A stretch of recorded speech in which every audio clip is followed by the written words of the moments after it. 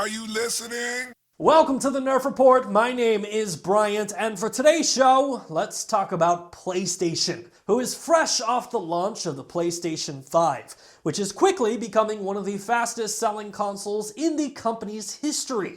In fact, PlayStation recently announced that during the first 12 hours of the PlayStation 5 pre-orders, Sony sold more PlayStation 5s in 12 hours than they did with the PlayStation 4 in 12 weeks. Now, I was privileged enough to receive a PlayStation 5 on launch day, and I've been playing it for the majority of the weekend. So for those of you criticizing the quality of this past weekend's Nerf Report, don't blame me, blame PlayStation. But now that I've had time to step away from the console, realistically, this might be one of the most impactful consoles of this generation, simply due to its controller. PlayStation's DualSense Controller for me is the shining star of the PlayStation 5.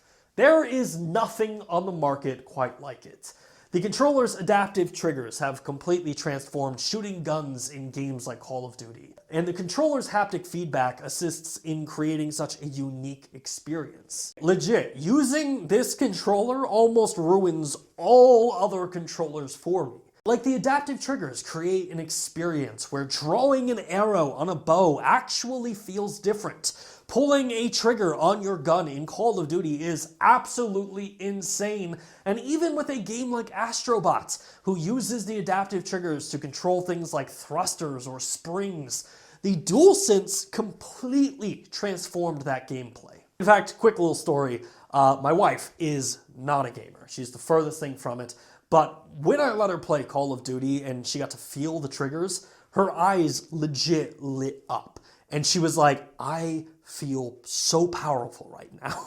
And in a world where 4K 60 frames per second, ray tracing, and teraflops are becoming glorified buzzwords that nobody really knows what they mean, I am so thrilled that PlayStation took a risk at making this controller.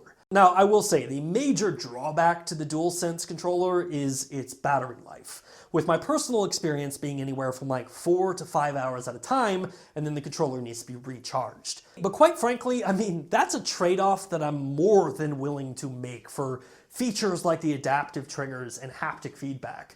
And I, for one, genuinely cannot wait to see how other developers embrace or utilize this feature. But I'm interested to hear what you all think. You know, have you used the DualSense controller yet? What has your experience been with it? Let me know what you think in the comment section down below. Hey, thanks again for checking out our channel. If you like what you saw and you want to see more content just like it, which who wouldn't, hit the subscribe button right there. And while you're down there, hit the like button. Maybe even consider becoming a Nerf Report best friend, just like the people listed down below did. In fact, don't you want to see your name there? I know I do.